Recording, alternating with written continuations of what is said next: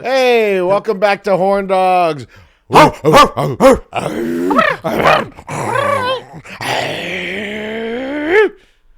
I'm Steve Big Hearn, get him again, Hernandez. With me, per usual, my man, Jonathan Sertorell. How you doing, Johnny? I'm doing great, Steve. Oh, yeah. You were just talking about, do gay guys ever pull out? Why would they pull out? Yeah, I know. Why would we pull out? No, I don't think we ever do. I think if it is because you want to see a load, because some people are into the size of the load. Oh, yeah. Yeah, but you're not pulling out not to give someone an STD because you've already given it to them. Have you gotten your face cummed on before? A few times, but it's really not my thing. I feel very degraded, you know? Do you? Yeah, I don't. That really, doesn't make you feel hot? No, I don't really like it. I don't Okay. like it. Now, I do like, I don't even like coming on another guy's face. I feel like it's weird because, you're there for a long time and you're just like jacking off and the other guy's like looking up at you.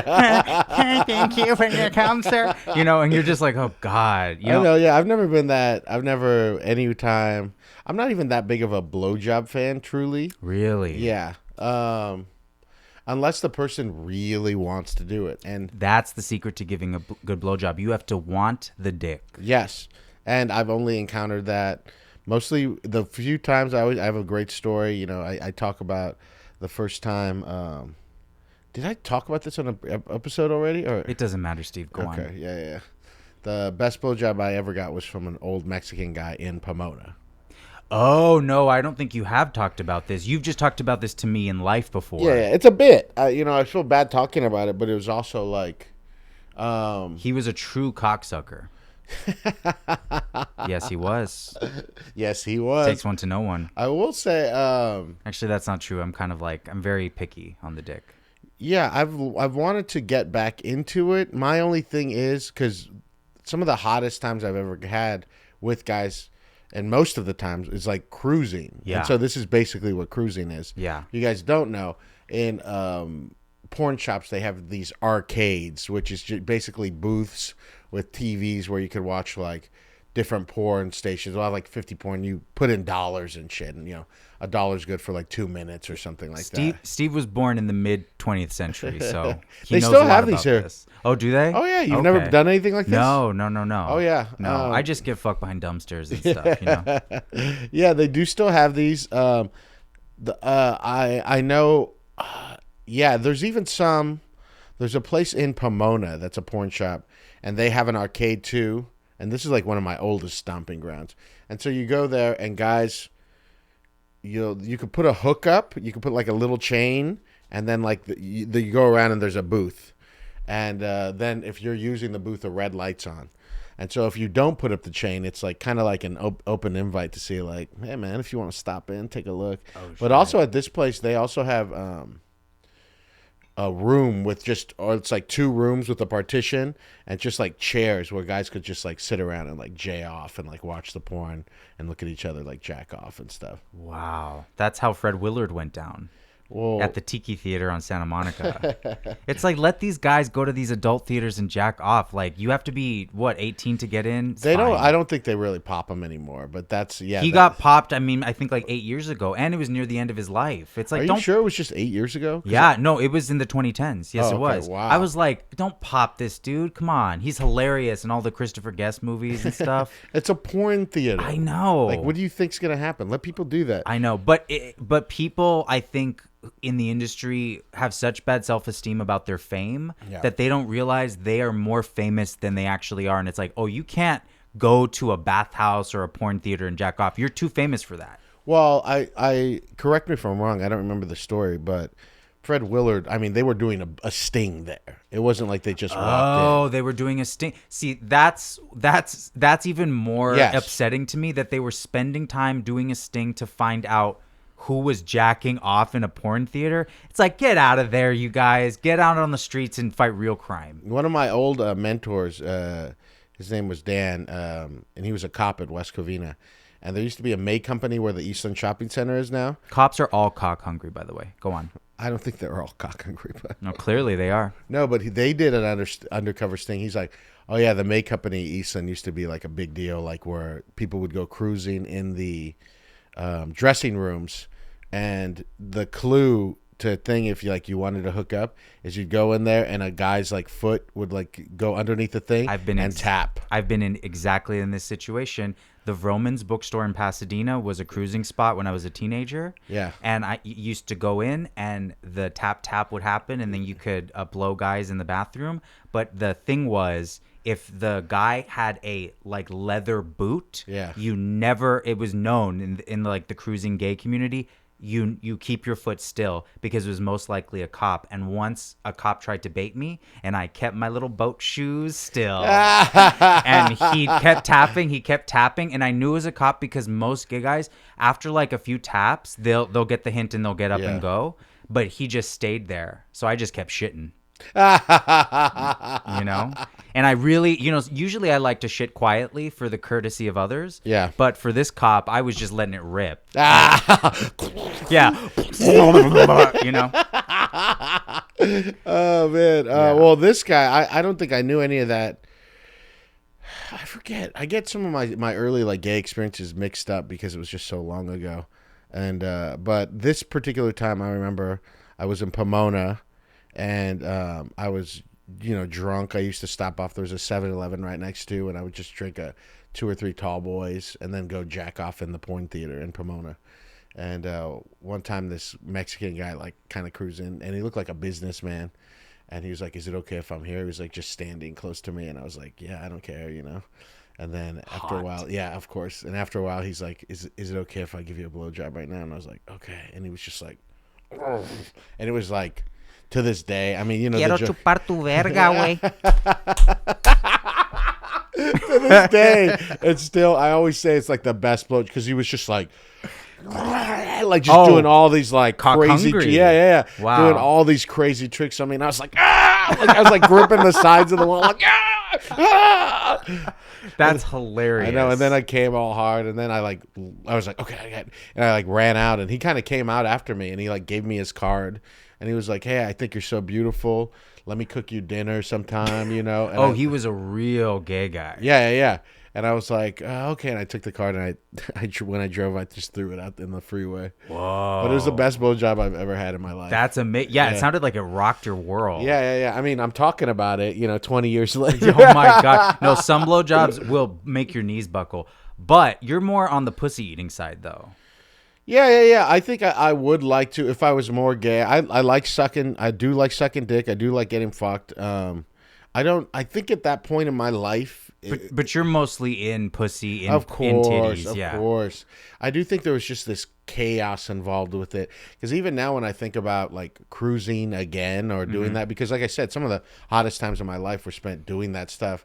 It's just like that chaotic part of me. I know it's still in me, but it's something I'm like trying to get. And that's like when I drink too much, when I black out, it's all kind of tied together where you're just trying to like hurt yourself. And as anyone who's self-destructive knows, that's all very hot. But I can't like cruise anymore because to be frank, I don't want to use a condom if I'm fucking guys, if I'm cruising. Neither do any gay guys. Yeah, who would they want to do that? And I'm married, about to have a daughter. So that's like incredibly dangerous for everyone to do that kind of stuff. Are you cruising, Daddy? Are you cruising for cock, Daddy? Daddy, are you cruising again? Daddy, your breath smells like cock. Why is my daughter a young Jewish man? Yeah, so that to me, I'm like, now I do say like I truly would love to do that again. Probably in some like group sex situation or some couple swap. Yeah. I mean, I wish. Yes, you can get a group sex together, like by a bunch of bi people or couples, and everyone can get tested. Yeah. You know that is actually done in both the gay and the straight world when it's like invite only group sex. Yeah. You know, and I could see myself doing that at some point. We're so busy right now. Who has time to set up these group sex? Who has time to suck cock? Yeah, I mean, but we will at some point once either, my stuff just has to take off a little more. Julia could get a job or something like that. And, quite frankly, she's doing so much for us as this podcast lately. Yes. Thank you, sweetheart. Yes. And so much for Chatterbox Comedy Night and all the new stuff. I'm like, I feel bad that I can't give her more money, but I just keep paying the rent. And very sweet. Thank you. I love you so much. Oh, Thank you, wow. Julia, for Do you doing so much and for growing a human at the same time. Have you seen me suck cock before? Um, Julia's think so. thinking. She thinks so. Not really, though. Do you think it would be hot? No. Yeah. No, I don't believe you. It depends on the not in my mind as I'm just like imagining. Yeah. What if you and Julia started to fight over the cock? Like, no, I want to suck it. No, I want to suck it. You Like know? two dogs over a bone? Yeah, and then you had to go to Judge Judy to settle a dispute on who gets to suck. Really wish she didn't go that far with Why? that. Okay, do you think it would be to watch me get fucked? How do you think that would be? Same as like sucking a dick? Yeah.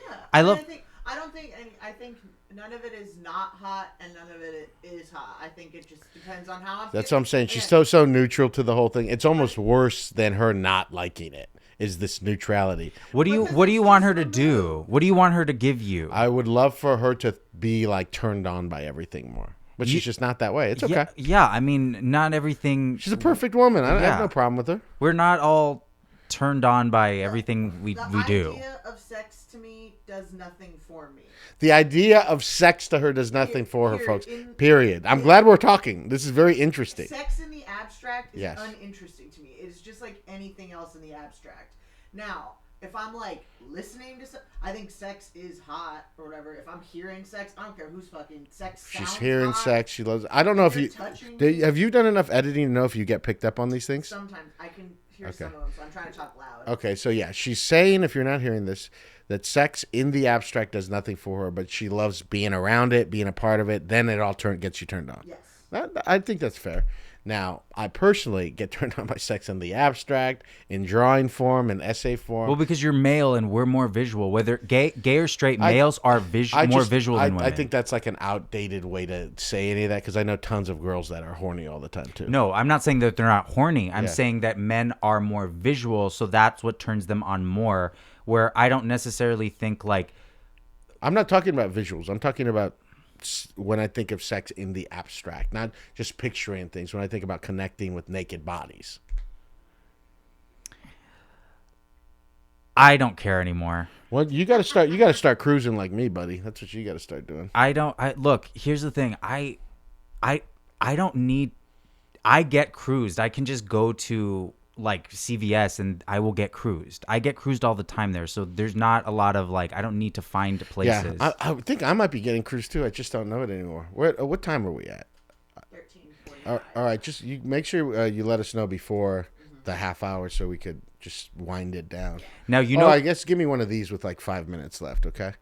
Now you know who taught me how to cruise properly when I was in my early 20s. Who? None other than Miss Julia Loken here. I don't know if Julia remembers this, but in 2015, Yeah. I had been doing stand-up for 5 years at that point. Yeah. And I was like going up, like no joke, 5 times a night, driving all around to all these mics around LA. And I had never really been to like a gay bar and gay clubs, except for maybe a few times for shows. Yeah. And I decided I can't let my youth, I'm 23, I can't let my youth slip by without really going out and getting into the gay world. Yeah. So I started to go out to bars and take a night off a week so that, usually like a Saturday or Sunday, to go out to bars. Yeah. So I go into Akbar and I happened to be there and it was Ever Maynard, one other comic who left LA, and then Julia was there hanging out with them, and it was just by chance, and it was a packed night. There was tons of cute guys, and I'm 23. I'm like totally just like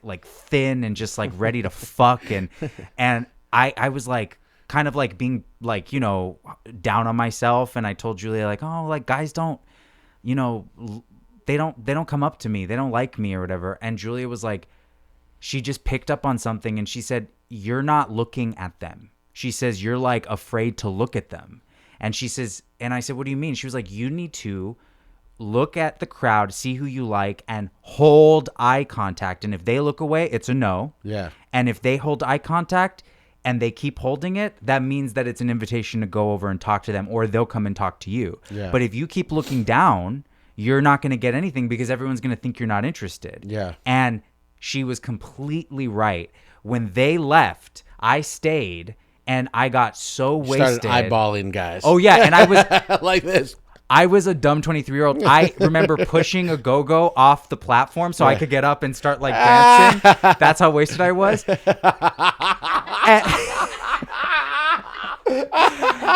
And then I get back into the dance floor because the go-go tapped me and was like, I'm on shift. Like, I'm actually clocked in. yes. I am tipped. And so I get back down on the dance floor and I see this guy and I like hold eye contact with him like really hard. Like I'm like, and then he holds eye contact and he had a husband. Yeah. And they were both like movie execs and it worked. They immediately make a beeline for me. We talk. They take me to their mansion in Beechwood Canyon. Yeah. And they were both like slobbering on my knob. Yeah. Because they really liked my knob. And then I woke up and we were just like all there together. And it was like the most beautiful view of LA. And I remember thinking in the morning, thank you, Julia. Yeah.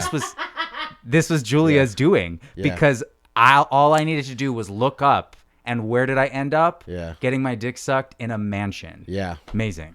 That's great. Only, I think maybe a lot of beautiful women and beautiful gay men will ever have that experience, right? Waking up in a mansion like that. I don't care about these other people. I care about me. I love that. Yeah. That's gorgeous. I also get cruised to In-N-Out. The one by the Chatterbox. They have a lot of like pretty gay guys who are probably closeted and go to Azusa. Are you sure they're gay? Oh, very sure. Are they very gay? Yeah, Or is they're this some very kind groomed. They're not wearing and- handkerchiefs or anything like No, that? hotter. They're in their uniform. Yeah. And they're very like, hey, what's up? What do you want? Like it's very like that. You know what I mean? Dude, In-N-Out girls are so hot. I mean, there's just such a purity. It's such a like 1950s like The work ethic. Yeah, the work ethic and how they're all tied up. And I mean, In-N-Out has like gender rules and stuff still. Really? Like, oh yeah, like You there's used to certain work there. hats. Yeah, there's certain hats and stuff that they wear. So it's very throwback. The owner is, I think the owner must be like 40 now. She's the granddaughter of the thing. I had a friend when I worked there named Phil Wolf. Sorry, Phil, if I'm throwing you out. Fuck. All right, so edit this. And then I had a friend there that his wife ended up becoming best from working at the store at the In-N-Out warehouse, ended up becoming best friends with the owner. She just worked at the warehouse, the office thing. Of the entire company of In-N-Out? Oh, yeah. And Whoa. I'm not sure about this, but I think I remember that she ended up buying a house for them so that they could live near each other because she owns In-N-Out. In-N-Out is not publicly traded. It's still a family business. And now that woman is like, she's a hardcore Christian and Republican and stuff still. But yeah, I do think all of that's so hot. And, but I think what's hotter is when you ask someone what their like ideal In-N-Out meal would be. Steve, what's your ideal In-N-Out? Okay. Tell me, baby. This is very fat. And I promise you, I've never done this. This is a fantasy for me. And let me tell you, like, for real, like, I think I could finish this. So it's not like 10 of this or anything like this. This is like pure fat guy porn right here. First off, let me tell you this before I get going. At In-N-Out, if you're an employee, you get to, every shift you get the equivalent, you get 2 meats and 2 cheeses. Like, so you can get a free double every time if you want. But a lot of times, like the girls would not want theirs, or they'll have just a cheeseburger, so they'll give you a meat and cheese too. So you could get like, they'll be like, oh yeah, Melissa gave me one of her meats and cheeses, and you can get a 3x3 for free. That is so fucking stingy, that Republican bitch who owns In-N-Out. I think a double every shift is pretty good. But you said it's 2 meats, 2 cheeses instead of just 2 meals. No. It's just like, but here in the spirit is you get a free double every. You get Okay. and they give fries, as much fries as you want. Okay. So you get a free meal there every time you work, which is as good as any place I've ever heard of. Yeah, some place makes you pay 50%. Yes. So, but I was a cleanup guy, so we'd clean up, I'd peel potatoes, and then I'd like take a lunch at 10:30, and then I'd work for like a few hours through the lunch shift. But for the cleanup guys, you get a tray and the first fries, and they just pile a bunch of fries on top of that. And we'd get a bunch of ketchup and mustard and stuff like that. So for free, just this big plate of fries. I was like, yes. Okay, here's my ideal meal, and then you have to tell me yours. Yes. 2 3x3s, animal, add ketchup, both kinds of onions, a animal style fry, and a regular fry. Yes. So that to me is I've never eaten that, but that sounds so gluttonous. That sounds like I shouldn't ever eat that, especially because I'm so fat anyway. But to me, that's like, yes. Why don't we just go and do that before your daughter's born? Just get it out of the way. One time. It's not because I just don't need to be eaten like that. Just once, though. This is one of the things about being fat and like trying to remind yourself is, and you know, when you're all wrapped up with food stuff in unhealthy ways, like I'm obviously addicted to food, is that you're an adult now and you can get anything you want. You can do anything you want whenever you want, but it's just not. The Apostle Paul says this, and this is something I try to live this is something I try to live my life by. The Jews are God's chosen. I'm just kidding. No, the Apostle Paul says that all things are permissible, but not all things are beneficial. So through Christ, you can do whatever you want. Shut the fuck up about that dumb bullshit. I'm just saying, you can do whatever you want, but it might not be the best idea. I also like another important prophet, Severus Snape, said, Harry Potter. You fucking idiot. Yeah. All right, what's your ideal In-N-Out? I really like to go, and I do actually get this. Yeah. You're a young man. I like double doubles. Yeah. But two. No, I like 3 double doubles. Yes. But I like them with no buns. I like the lettuce wraps so I can feel less guilty. And I mean, cutting out those buns is a big deal. But you still get double the meat. 3 though. I love that. Yeah. 3. When I was like trying keto, that's what I would do. And I'd be like, I need the fat. Yeah. You know, I'm on keto. You know. But also, it didn't like make you hurt or anything. Just 3 of those, right? You do feel like that's a lot of meat. Yeah, and cheese, like the sludge. Yeah, the sludge. But that's the best. Yeah. Now, I usually would get an animal style, but I actually am gonna steal you're getting the regular fry because one thing I am always missing when I get an animal style is just the regular fries. Yeah. I actually like their fries. People bag on their fries. I think their fries are good. I think they're good too, especially when they're hot. Yeah, they're not like regular fries. I get what people are saying. Yeah, they're not McDonald's fries. Yeah. Those are great. And a bunch of chili peppers. Ooh. I love my burgers with chili peppers. I take a bite and then a chili pepper, a bite and chili pepper. But the only thing I don't like at In-N-Out is their milkshakes are doo-doo. Yeah, I've never been that much of a sweets guy, but I like their strawberry shake. I think it's fun to get every now and then. No, there's much better shakes out there. You know, go to Cassell's. Those shakes are amazing. Have you ever? I mean, I know I have, but have you been with a lover eating In-N-Out? You know, because In-N-Out has that smell. Oh, yeah. Have you ever hooked up with a lover when both of you have the smell on you? No. I know. It's great, though, I bet, right? Yeah. I mean, have you been in, when I think of, no, you've been in a couple of long-term romantic relationships, and neither of those you guys never had In-N-Out and hooked up? No, not In-N-Out. No, because, no. We haven't. I remember once, I think with my first boyfriend, he tried to like eat whipped cream out of my ass, and it was a disaster. Is that real? Yeah. He just sprayed it on, and I was like, and then it might feel good to get whipped cream up your ass, but it didn't. It was like a really weird feeling, and he was like trying to eat it, but it was like mixing. The cream was mixing with my ass hair. Yeah. So I could feel him like slowly start to not like it. He was like he was like coughing up a hairball. Sure, it was terrible. I think it could work with a woman who's waxed, but with a man and men, if they have any kind of hair, that cream is. That's just such a like. You're 18 years old having sex with a long. We basically were. Yeah. Getting like the candy underwear, or it's like. Hey man, I like the taste of pussy. You know what I mean? That's such a delicious taste. I don't want to ruin it with whipped cream or whatever. Like, keep it out of there. And I've been very fortunate too that I got to tell you, truly, like I've never gone down on someone and was like grossed out by it. Every time, maybe that would have happened, the woman always was like, "I wouldn't if I were you," and I trusted them. Interesting. Now I will tell you this. I've never told anyone this. I don't think so. I've gotten street walkers before, like street prostitutes. Oh, wow. You've been down on Santa Monica Boulevard. Yeah, but not there. This is like years ago because I'm thinking of particularly in the San Gabriel Valley. So maybe 20 years ago. Man. And I've gotten those before. One time I got one and she's like, just pull around like in this like alley or whatever. Ugh. And then when I went to like fuck her, there's no way YouTube's gonna approve any of I this. think they can. I think they can. There's all these videos about people dying. So I think but dying's okay. You can be violent. You could rip off people's heads. But Yeah. you can't talk about going down on someone. I know, you yeah. Yeah, but one time, then I went to like go fuck her, and it smelled so bad. Like what? Like Old In and Out. Yeah, I get it. and so every time every thrust, I had to bite a chili pepper. Yeah, just to mask the flavor. All right, we'll be Wow. right back. We'll be right back. Welcome back to Horn Dogs.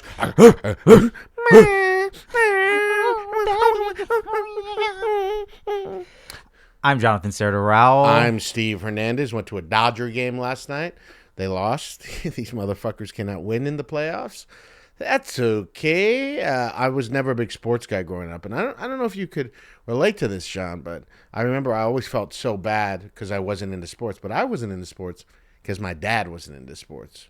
But I was forced to get into the Dodgers like 7 or 8 years ago. I may tell that story in a little bit, but did you ever play any sports? I played soccer and I tried to do flag football, but and I was actually pretty good. At flag football? I actually really was. I really was. And Where did you play? I don't even remember. They just kind of moved me around. Yeah. And but I think I was on the line or something because what ended up happening is That fat ass, that's why. yeah, it was before I got it was before I got my growth spurt. Yeah. So I had those wide indigenous hips, you know.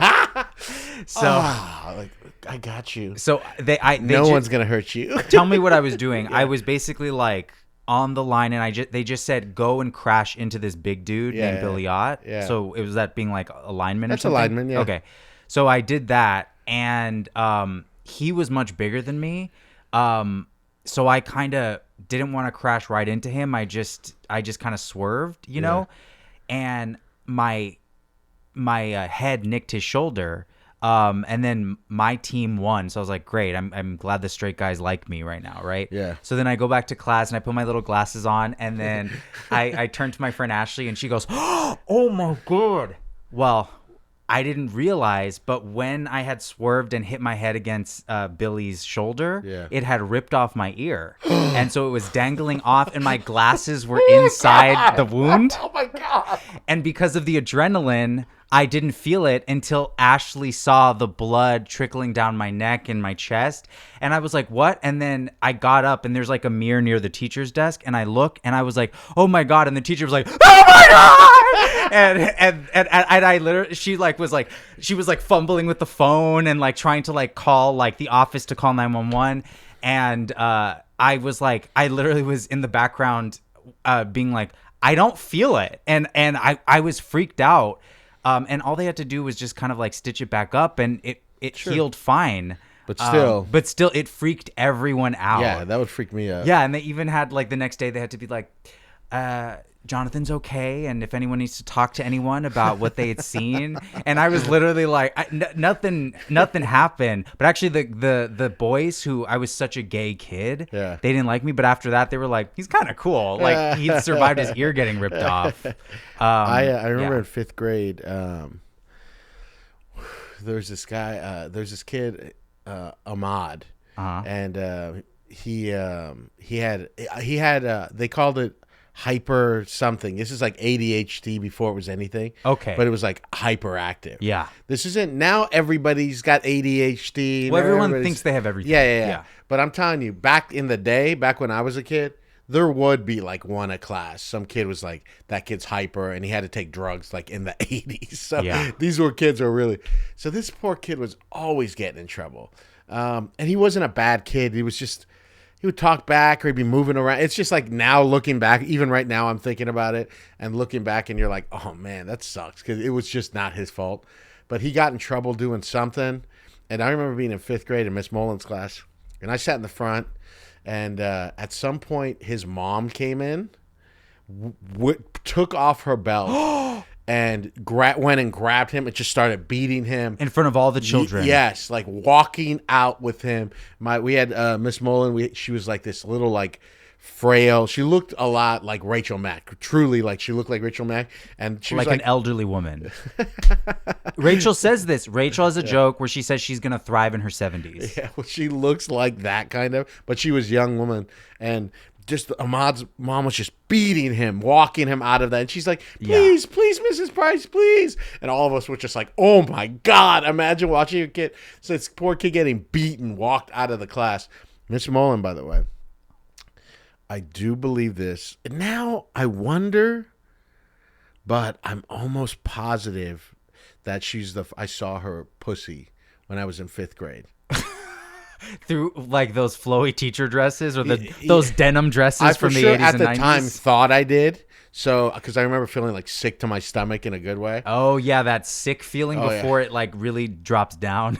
But I remember we were like playing kickball and like she was like kneeling, like she was like talking to someone. She's like, "Hey kids, take a good look at my puss." And I like saw through pantyhose and all these things, but I just saw something that I for sure thought. Now I'm not too sure, but at the time I thought, I was like, that's a pussy. It was just a dark hole, like crevice, like calling to me, like sirens, you know, Right. the ocean, like Calling you home. yeah. Yeah. I was like, oh. Come back from whence you came, child. I played baseball in middle school and in elementary school too. Dude, these are sad memories though. So, Yeah, that kid was fucking abused in front of his entire class by his own mother. Yeah. That's a monstrous woman. Oh, yeah, That makes the mom from Carrie look like a walk in the park. well, who knows? Like I said, you know, this is just a different time. But I mean, to think about how she was probably called out of work to come get him. You know what I mean? Wait, why was she mad? Because he was in trouble again. So they had reported him. Oh, because or he's so something. hyper. Yeah, I mean, maybe he got in a fight or something like that. In retrospect, I know it was just because he was a poor, troubled kid with like chemical issues. But yeah. But dude, playing baseball, there was two. We played for Orangewood and we played for Walmarata. But my parents were so like disconnected, and my dad worked a lot, and my mom kind of worked a lot, and you know, it was chaotic and abusive and everything. So I just remember always like me and Danny like going to our games by ourselves, like walking to the baseball field. Shit. Like, so just think about you and like getting your little brother up and you guys like putting on your little uniforms and like walking alone and like nobody was watching your games. Yeah, it's like a sad movie. Yeah. It's so funny because Julia, my dad just literally said this week, man, we are always supportive of the boys. They always knew that there's people there. But I'm like remembering this like for real in elementary school. And my dad was pretty good about that, I think, in high school. But in elementary school and middle school, I remember this is a sad memory. When it matters the most. Yeah, I remember Danny like having a skateboard and like being on. Remember little kids like were on it with one knee and then would like scoot. I remember like, and we had to pick it up and like so sad, just going. But I just remember being hot, being like a little. I don't think I was fat in elementary school. Middle school, I was getting fat or what I thought was fat. But just remember those starchy like uniforms, just always like, ugh. Yeah. I just didn't. And to this day, you know, I always talk about I don't like playing games. I don't like having fun like that generally. Although the people who are really into board games that I love that are in my life, whenever they show me a new one, like, because people that are into board games are into board games and they like have good ones. But generally, I'm like, I don't like to play games. I don't have that thing in you where I have to win. And I think it's like, I think it probably holds me back in life maybe where I like have to win this thing. Some of the most competitive people, I think the people we know that are making it hardcore in comedy, for the most part, I mean, we have some healthy ones, but for the most part, all they think about is this thing and winning. Right, they're dead inside. Yeah. Yeah, they'll reach the end of their life after a long career and look back and go, why did I do it all? Yeah. Because there's no one around me. But at least, you know, they'll have a great special. Yeah, those great specials. They'll have a house probably, maybe. Maybe. Yeah. I don't know if I'll have any of those things. No, probably not. But you definitely won't have a house. Or any kind of shelter. But I don't care about it either. Yeah, I'll walk over to the street corner, give you a nice sandwich, pat you oh, on you the think arm. you're gonna have a house? Oh, for sure. Oh, well, that's all I need. Well, because I'm a gay man who's crafty and diabolical and calculating. Yes. So no matter what industry I'm in, I'm gonna succeed. There's a lot of gay guys that are into sports, though. That's a misnomer that they're not, right? There's not a lot, but there are some, and they will not shut the fuck up about it. They're like, and guess what? I like football. And everyone's like, oh, great. Okay, yeah, you like the Giants. Like, they make it part of their personality because they think it's a novelty that they're gay and that they're into sports. It's like, no one gives a fuck. Like, it doesn't matter. You know? I always felt excluded from sports because it was so like macho and homophobic, and everyone was always like, we'd go into the locker room, even like as a little junior higher, and everyone would just be like calling each other faggots and pretending to be gay and like pantsing each other. And my God, it was hot, but it was hard because you feel like an outsider, Oh yeah, I mean, you think it's homophobic, but not as homophobic as successful comedians right now. That's making a resurgence. The just calling something gay is the joke. Yeah. Oh no, and people love to say faggot all the time who are just like straight, and they love it because they think that they're being like edgy and like they're like bucking against like liberal trends that are trying to tell them what to do. But I'm just like, I think you should be able to say whatever you want. The N-word, faggot. You can say whatever you want. Relax, buddy. No, you should. You should. But the fact that you think that you're subversive in any way, it's like actually saying the N-word is status quo. Yes, that's the tradition. Oh yeah, the saying the faggot as a straight guy, that's the tradition. You're just being a traditionalist. You're not being subversive. There's a really I think he's probably one of the hottest up and coming comedians, about 35 years old, on the younger end when people talk about, oh man, this guy's got amazing stuff. Yeah. Who just put out a new special, and one of his earliest, and I actually think this guy's last special was very good. Who is this?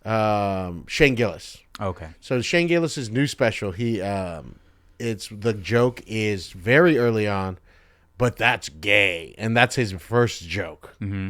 And everyone laughs at it. Yeah. And then later on, and he's got some good bits on this thing. I'm not trying to discredit Shane. No, he's a good comic. Yeah. But when I'm watching this, I'm like, for real, bro? Yeah. Like, this is what you're giving us? Later on, he says, my ex-girlfriend's my girlfriend's ex-boyfriend is a Navy SEAL, and he talks about being intimidated, and he goes, well, I thought the worst thing that was going to be was if your girlfriend dated a black guy, because black guys got big penises. Right. Yeah. Wow. But I mean, that type of stuff, But it's killing. It's killing. He's one of the hottest comics out right now. I know, he does great. That stuff is killing on the special. Yeah. People in the room are loving that shit. I don't know if you picked up on this too, in like Latino rooms. I think this is like a big, it might be with white people. I don't know. I just know I'm surrounded with Latinos, so this is what I know. Right. But there's also like a specific kind of like Cholo Raiders fan guy who thinks it's funny just to act like he's gay. Yeah. Have you seen like this is like a thing? Of course, yeah. Yeah. Honestly, each ethnic group has their own version of like gay hack. Yeah. Like the sensitive, straight, white hipster thing is to be like, I'll say faggot on stage, and then I'm going to say, it's okay that I get to do it because I was called a faggot in high school. Yeah, and that's the quote, yeah. And each person who does it thinks that they are the first person who has thought of that bit. I'm like, this is a very hack. Any city in the country, you can see that bit being done by a white guy somewhere. So you do think that only gay men should be able to say the F slur like that? I think that, it's weird. I think that anyone should be able to say anything that they want, even if it's a slur. But I think you should also be able to be criticized if people of that group think that you are racist or homophobic for saying it, or even if they don't think that, they just think you're being an asshole and insensitive. Yes. I think that you should have the right to criticize them. Yes. I just don't like the attitude of, whoa, you're being overly sensitive. And it's like, say the word. Go ahead and say the word. That's between you and your audience. Yeah. But don't get mad when you're saying an inherently divisive word. If people in your audience get mad or other comics get mad or whatever, it's like, don't be surprised about that. But I don't think I think in Brazil they made this like law where if you say something, I don't know if it was homophobic or transsexual, that you could get some prison time. Not Brazil, Canada. Oh, was it Canada? It's always Canada. that's crazy to me. I don't think Yes, that. yeah. I think you should still be able to like have a discourse, but Well, that's what but yeah, I don't like hearing it from straight people. Yeah, you know. and here's the thing too. I'm like, I think this is a hack. I think all of it's not subversive, and I generally wouldn't be around people that like to make those kind of jokes. Yeah. I don't think it's funny in any way. I just be quiet. You Yeah. could just be quiet. And you want to know why? And I know people are gonna think I'm Pollyanna for this. Yeah. But it's true. The main reason, because when I was younger, I'm not above this. When I was younger, I said slurs. Yeah. Not always in my stand up, but I've had stand up jokes where it's like I made black jokes and I've had stuff, but I cut that out because I came to realize I was like, I just don't want to make people feel bad. I don't want to be on stage because actually most comics complain that people are overly sensitive, but actually most audience members, if they feel bad, they're actually not going to say anything. I just don't want them to leave the show Yes. and think, I feel kind of fucking shitty because they said the N-word or they said another slur. Yeah. It's like, why do you want to make people feel bad? Is that subversive? Yeah. I don't think it is. I think it's just easy. Like anyone can do it. Well, yeah, It's so easy. Yeah, I definitely don't want people to feel bad. I also don't like if Shane Gillis is truly intimidated that his ex-girlfriend was with a black guy, I just don't believe him. But I guess he would say he's joking, right? Of course, yeah. Yeah, it's but- all done in the To me, name of comedy. yeah, I guess, Yeah. and this is whatever makes us alternative. I don't think comics you or need to. anything. I don't think you need to take that joke at face value. Yeah, you know? yeah. But to me, I'm like, well, why are you making that joke if it's such a softball of a joke? If like a regular Joe at a bar would make a joke that say, "Oh, my ex-girlfriend dated a black guy," it makes me nervous. Which I think that is like a loser joke to make. Yeah. Why would you, a very, very good comic, make that joke and put it on your special? Well, I think there's a difference between a competent comic Yeah. and a good comic, because I feel like a lot of comics. Well, I I think Shane Gillis is a good comic, is what I'm saying. right, but Yes. there are certain choice. What my point is, when you start doing well on stage and you start to kill, Yes. really, comedians sometimes think I should fucking be where Shane Gillis is. I should be selling out. I should be getting all these big opportunities. And it's like, well, no, it's not just getting laughs. It's also what you're saying and your point of view and the types of laughs that you're getting. And I feel like there's the comics who care about that, and then there's the comics who don't. And it's just kind of a point of view on how you view comedy. I tend to like the comics who do care on what type of laughs that they're getting. Like Sarah Silverman also, she's started out, I loved her back in the 2000s. Saying tons of slurs. Tons of slurs. Famously on her show, she did blackface. Oh, you know? yeah. Yeah. But when you watch her specials now, she's grown as a comic and gotten even better, because she was funny back then when she was doing all that like edgelord shit, right? Before any of these guys were even around, right? But she's gotten even better as a comic because she's actually been like, I can get laughs without doing that shit. I can kill without doing that shit. And also she's just been like, that stuff's immature. I don't want to do that. Yeah. And I'm like, that is kind of like the type of comic I admire, because it means you have principles behind your comedy. Because just getting laughs, that's baseline. That's the job. If you're not getting laughs, it doesn't matter what you're saying, then you can't do it. You can't do the job. Beyond getting laughs, that's where you go from being competent to being a great comic. And that's a big gap. But here's the thing too. I think many stand-up comedians or people in the industry, all of it, they don't care about being a great comic. No. They care. They'll very quickly say, "Oh, I'm an entertainer. I'm here just to make these people laugh very hard." And that's cool. I mean, that's in a way that is a big part of being a good stand-up. Yeah. But also, if that's not how you get rich, is being great. You know what I mean? Right. Making, giving the people the slop or the what do you call it? The stuff you feed pigs? Slop. Yeah, giving the people the slop and making them happy and stuff. That'll make you a lot of money, and people will not talk about you in 20 years.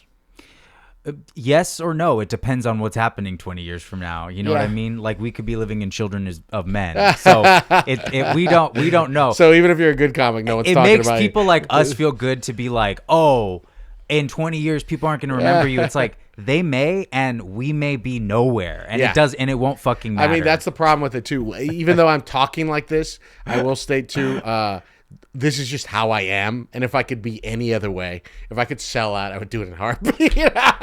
Really, would you? If I could, but I have. What would be your ideal way to sell out? Do you have? Are you unlimited, or do you have certain principles on what you would sell out? No. Nowadays, selling out, I feel like is not even a thing. Nobody cares. But that's so 90s. Yeah. You But know? for me telling a joke, there has to be. I will talk about this. This used to be. People used to say this 10 years ago, and it used to be, oh yeah, of course. But my comedy, there has to be some element of truth to it. So it doesn't have to be. I'm not talking about. I just have to truly feel a way about something. Whatever it is. Yeah. Truly feel a way about something. And to me, I know comics that just make stuff up out of thin air. They don't give a shit. They're like, I'm going to make a funny story, and I'm just going to tell it. Right. Yeah. I don't care about if someone makes it up as long as it doesn't affect real people's lives. Sure. but Yeah. but I don't really. I think every comic should be able to do whatever they want. Yeah. But whatever you do is between you and your audience, and stop sniveling and whining when you get criticized. Just keep it rolling, roll with the punches. Because if you have, even if you're saying slurs, if you are convicted of what you're saying, you have conviction behind what you're saying, then stand behind it. Don't whine and snivel. Like I've been on some podcasts where people have, it was Dominic Angel's old podcast where some lesbians wrote in and they didn't agree with something that I said, but I saw what they were disagreeing about, and I go, oh no, I still stand by what I say. Yeah. And I didn't go online and snivel and whine about being complained. It's like, no, they have every right to criticize, and I have every right to go, I don't fucking care. Yeah. Yeah. But some people, they try to pretend other people are more sensitive when they're the one throwing hissy fits. Yeah. Yeah.